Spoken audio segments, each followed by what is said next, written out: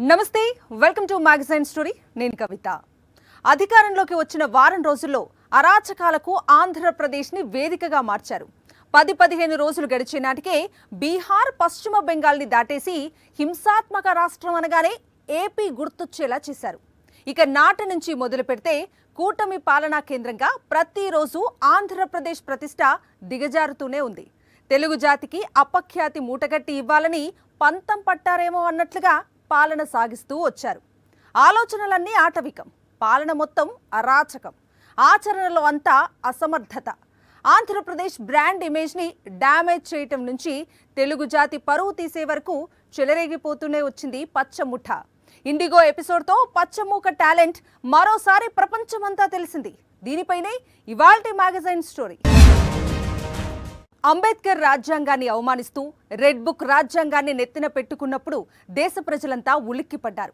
భావ ప్రకటన స్వేచ్ఛ గొంతు మీద కత్తికట్టి ప్రజల మీదే పగపట్టిన రీతిలో వ్యవహరించినప్పుడు దేశమంతా నిర్ఘాంతపోయింది ఇక డైవర్షన్ పాలిటిక్స్ నుంచి దిక్కుమాలిన కుట్రలతో కూటమి ప్రభుత్వం నిత్యం దేశ ప్రజల నోళ్లలో నానుతూనే ఉంది తిరుమల వెంకటేశ్వర స్వామి లడ్డూ మీద కుట్రలు పన్నినప్పుడు ప్రపంచవ్యాప్తంగా ఉన్న భక్తజన కోటి నివ్వెరపోయింది చీకొట్టింది ఇప్పుడు ఇండిగో ఎపిసోడ్తో రామ్మోహన్ నాయుడు అసమర్థత తెలుగు వాళ్ల పరువు అంతర్జాతీయ స్థాయిలో తీసేసింది ఇక టీడీపీ ప్రచార యావని ఇంగ్లీష్ భాషలో విన్నా చూసిన ప్రపంచ ప్రజలు నవ్వుకుంటున్నారు ఆంధ్రప్రదేశ్ వైపు జాలిగా చూస్తున్నారు ఇంతకన్నా పరువు తక్కువ ఇంకేమైనా ఉంటుందా ఆంధ్రప్రదేశ్కి ఏమైంది ఇప్పుడు దేశవ్యాప్తంగా ఇదే చర్చ 19 నెలల క్రితం ఇదే ఆంధ్రప్రదేశ్ వైపు దేశమంతా పదే ముచ్చటగా చూసేది జగన్మోహన్ రెడ్డి పాలనలో సంక్షేమ పథకాలను సంస్కరణలను దేశ ప్రజలు అబ్బురపడుతూ చూసేవారు ఇప్పుడు అదే దేశ ప్రజలు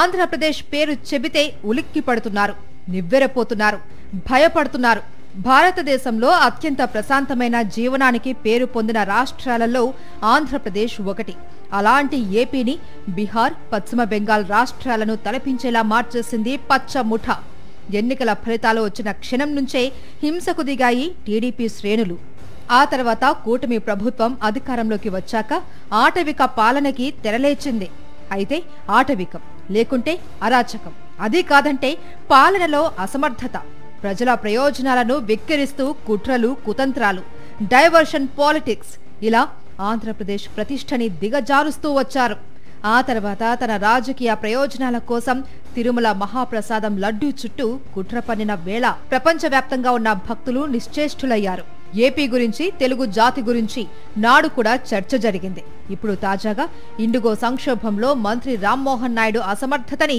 ప్రపంచమంతా చూసింది రష్యా అధ్యక్షుడు పుతిన్ భారత్లో పర్యటిస్తున్న వేళ లక్షలాది మంది విమాన ప్రయాణికుల చేత గావు కేకలు పెట్టించిన రామ్మోహన్ నాయుడు నిర్లక్ష్యం అసమర్థత అంతర్జాతీయ స్థాయిలో అందరి అటెన్షన్ ని గెయిన్ చేశాయి అదే సమయంలో నారా లోకేష్ ని జాకీలేసి లేపడానికి టీడీపీ నేతలు ఇంగ్లీష్లో పడిన వెకిలి పాటలు చూసి ప్రపంచ ప్రజలంతా నివ్వెరపోయారు వెటకారంగా నవ్వుకుంటున్నారు ఇలా మరోసారి ఆంధ్రప్రదేశ్ ప్రతిష్టని అంతర్జాతీయ స్థాయిలో దిగజార్చేసింది పచ్చముఠ రామ్మోహన్ నాయుడు చేతకానితనంతో దేశ ఏవియేషన్ రంగంలో పెను సంక్షోభం ఏర్పడింది ఇండిగో సంక్షోభాన్ని చివరి వరకు పట్టించుకోలేదు కేంద్ర మంత్రి రామ్మోహన్ నాయుడు ముందు జాగ్రత్తలు తీసుకుని ఉంటే ఇన్ని సమస్యలు వచ్చేవా అన్న ప్రశ్నలు వెల్లువెత్తుతున్నాయి లక్షల మంది ప్రయాణికుల ఇక్కట్లకు కారణం రామ్మోహన్ నాయుడు చేతకానితనం కాదా అవును దీనికి సివిల్ ఏవియేషన్ మంత్రి రామ్మోహన్ నాయుడుదే బాధ్యత అంటున్నారు ఏవియేషన్ ఎక్స్పర్ట్స్ ఇంత సంక్షోభం నెలకొంటే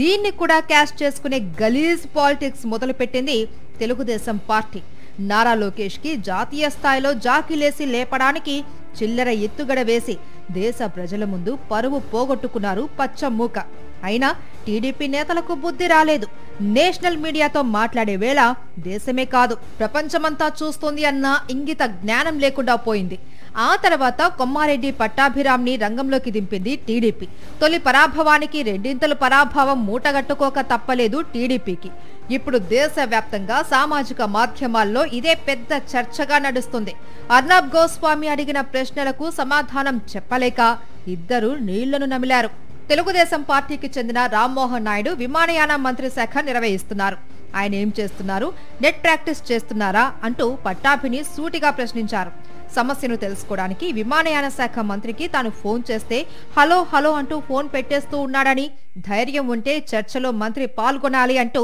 పట్టాభికి సవాలు విసిరారు. చూశారుగా, అర్నబ్ గోస్వామి ప్రశ్నలకు జవాబు చెప్పే ధైర్యం లేక కేంద్ర మంత్రి Rammohan Naidu mobile switch off చేశారట. ఇక టీడీపీ నేత కొమ్మారెడ్డి, పట్టాభిరామ్ అయితే ఒక్క ప్రశ్నకి కూడా సమాధానం చెప్పలేకపోయారు. దీనికన్నా ముందు రిపబ్లిక్ టీవీలో చర్చలో పాల్గొన్న దీపక్ రెడ్డి నారా లోకేష్ కి జాకీలేసి లేపే ప్రయత్నం చేసి పార్టీ పరువు జాతీయ స్థాయిలో తీసిపారేశారు. విన్నారుగా, ఇంత సంక్షోభం నెలకొంటే కేంద్ర పౌర విమానయాన మంత్రి రామ్మోహన్ నాయుడు ఎక్కడా అని ప్రశ్నిస్తే ఈ సంక్షోభాన్ని నారా లోకేష్ మానిటరింగ్ చేస్తున్నారని టీడీపీ అధికార ప్రతినిధి దీపక్ రెడ్డి జాతీయ మీడియా ముందు ఎలా చెప్పారో, అసలు నారా లోకేష్ ఎవరు ఈ ఇష్యూని మానిటరింగ్ చేయడానికని Arnab Goswami left and right వాయించారు. ఇది చూసిన ప్రపంచ ప్రజలు పచ్చముఠా పబ్లిసిటీ స్టంట్స్ ఇంత గలీజ్గా ఉంటాయా అని నివ్వెరపోయారు. ఈ సమయంలో ఈ చిల్లర డ్రామాలేంటంటూ చీకొడుతున్నారు. ఇంగ్లీష్ భాషలో తమ దిక్కుమాలిన ప్రచార యావని ప్రపంచం ముందు ఉంచి మా ముందు నాడు గోబెల్స్ చేసిన ప్రచారం ఎందుకు పనికిరాదు అని నిరూపించింది టీడీపీ. మరోవైపు ఇంత సంక్షోభం నెలకొని లక్షల మంది ప్రయాణికులు ఇబ్బంది పడుతున్నా కనీసం వారికి ధైర్యం చెప్పని రామ్మోహన్ నాయుడు మీడియాకి కూడా మొహం చాటేశారు.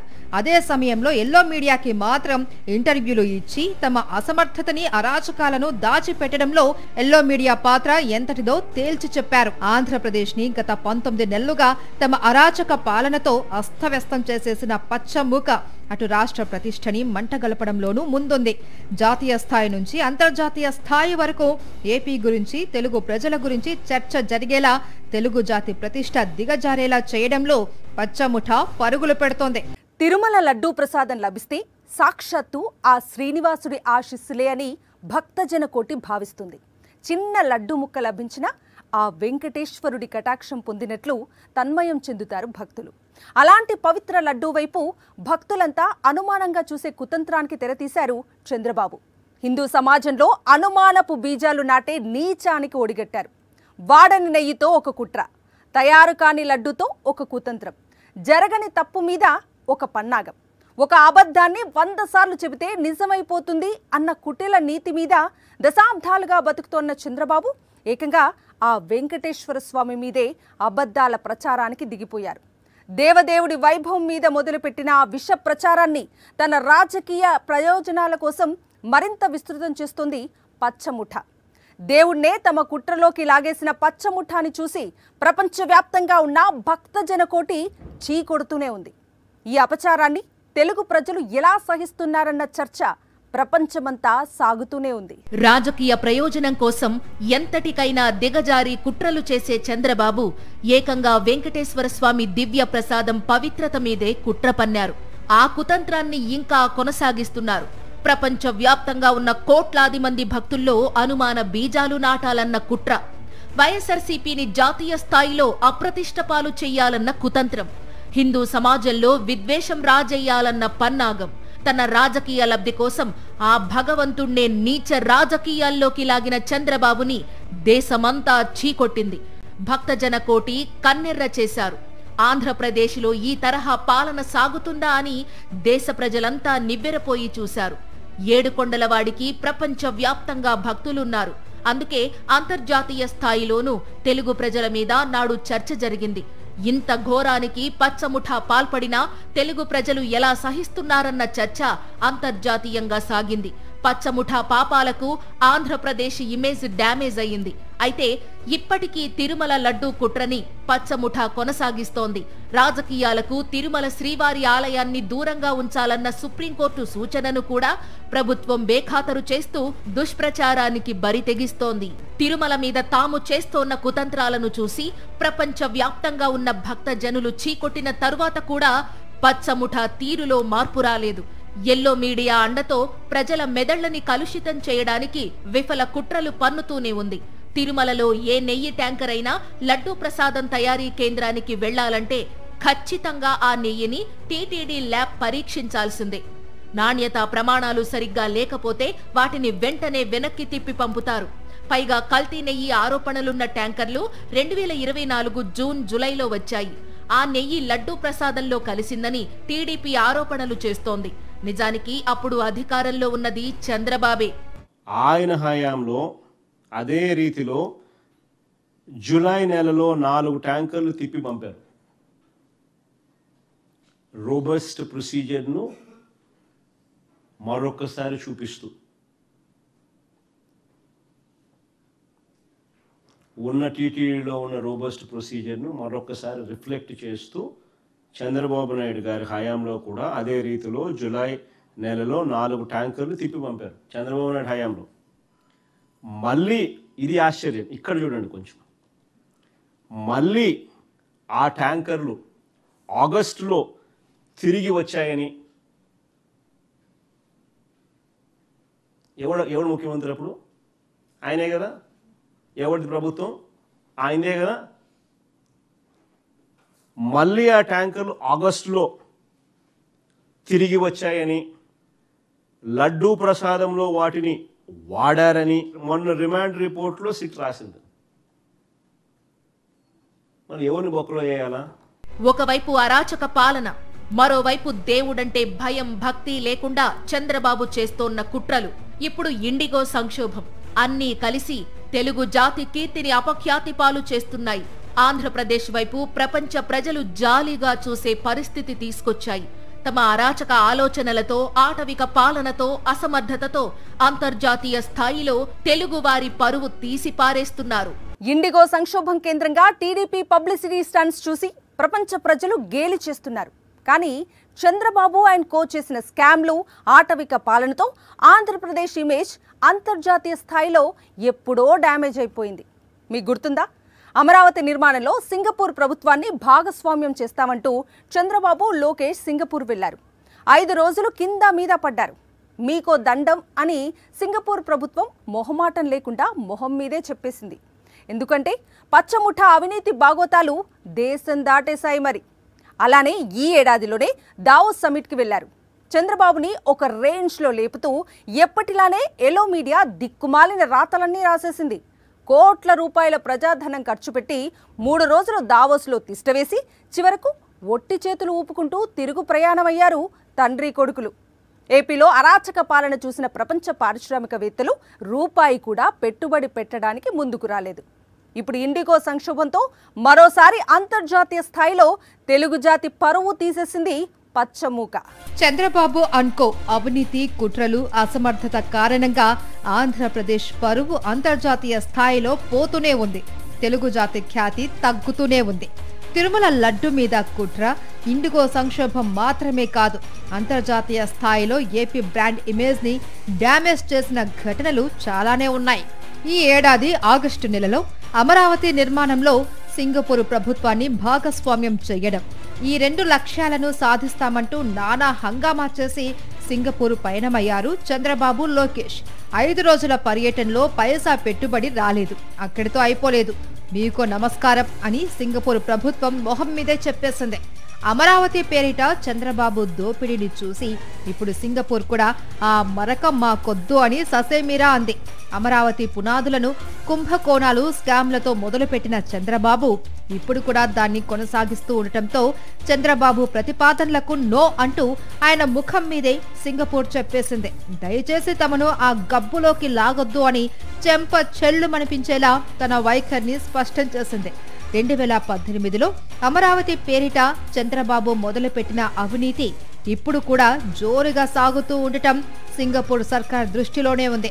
దీనికి సాక్ష్యంగా తమ దేశానికి చెందిన మాజీ మంత్రి, చంద్రబాబుకు సన్నిహితుడు ఈశ్వరన్ జైలు పాలైన సంగతిని వాళ్ళింకా మరిచిపోలేదు. చివరకు ప్రపంచ ఆర్థిక వేదిక శిఖరాగ్ర సదస్సు దావోస్ కేంద్రంగానూ ఏపీ ఇమేజ్ ని డ్యామేజ్ చేసి పారేశారు చంద్రబాబు, లోకేష్. ప్రపంచవ్యాప్తంగా ఉన్న పారిశ్రామికవేత్తలు, అంతర్జాతీయ కంపెనీల అధినేతలు, ప్రతినిధులు వారిని ఆకర్షించడానికి, పెట్టుబడులు సాధించడానికి ప్రయత్నించే ప్రపంచ దేశాలకు చెందిన పాలకులతో కలకలలాడే వేదికే దావోస్ సమ్మిట్. అలాంటి దావోస్లో ఆంధ్రప్రదేశ్లో పెట్టుబడి పెట్టడానికి ఒక్క పారిశ్రామికవేత్త కూడా ఆసక్తి ప్రదర్శించలేదు. ఈ ఏడాది దావోస్ సదస్సులో బిలియన్స్ డాలర్ల ఒప్పందాలు జరిగాయి. లక్షల కోట్ల రూపాయల ఎంఓయూలు జరిగాయి. కానీ ఏపీలో పెట్టుబడి పెట్టడానికి ఒక్కటంటే ఒక్క సంస్థ కూడా ముందుకు రాలేదు. చంద్రబాబు లోకేష్ టీం ఎన్ని పిల్లి మొగ్గలేసినా కోట్ల రూపాయలు ఖర్చు చేసి నేషనల్ మీడియాలో ఎంత హైప్ క్రియేట్ చేసినా అదంతా ఒట్టి బూటకమని తేలిపోయింది. చంద్రబాబు విజనరీ ముసుగు దావోస్ వేదికగా తొలగిపోయింది. రెడ్ బుక్ రాజ్యాంగం అమలు చేస్తూ ఏపీలో ఆటవిక పాలన సాగిస్తున్న కూటమి సర్కార్ని చూసి భయపడిపోయిన పారిశ్రామికవేత్తలు ఏపీలో పెట్టుబడులు పెట్టడానికి ససేమిరా అనేశారు. పొరుగు రాష్ట్రం తెలంగాణ 1,32,000 కోట్ల రూపాయల పెట్టుబడులు సాధిస్తే విజన్ అంటే నేను, ఐటీ అంటే నేను, టెక్నాలజీ అంటే నేను అంటూ దశాబ్దాలుగా ఊదరు కొడుతున్న చంద్రబాబు కోటి రూపాయల పెట్టుబడులను కూడా ఏపీకి సాధించలేకపోయారు. దీంతో ఆంధ్రప్రదేశ్లో పెట్టుబడులు పెట్టే వాతావరణం లేనే లేదు అని దావోస్ సమ్మిట్లో పాల్గొన్న ప్రపంచ పారిశ్రామికవేత్తలు తేల్చి చెప్పినట్టే భావించాలి అని పరిశీలకులు నాడే స్పష్టం చేశారు. పారిశ్రామికవేత్తలను వేధిస్తూ రెడ్ బుక్ రాజ్యాంగం అంటూ పచ్చముట చెలరేగే తీరు నుంచి దావోస్ సమ్మిట్లో ప్రపంచ పారిశ్రామికవేత్తలే ఏపీ పేరు చెబితేనే పారిపోయినంత పని చేశారు. కేవలం 19 నెలల కూటమి పాలనతోనే ఆంధ్రప్రదేశ్ ని, తెలుగు ప్రజలను అంతర్జాతీయ స్థాయిలో చులకన చేసి పారేసింది పచ్చముఠ. ఆటవిక పాలనతో, అసమర్థతతో, అరాచక ఆలోచనలతో జాతీయ స్థాయిలోనూ అంతర్జాతీయ స్థాయిలో తెలుగు ఖ్యాతిని అపఖ్యాతి పాలు చేస్తున్నారు.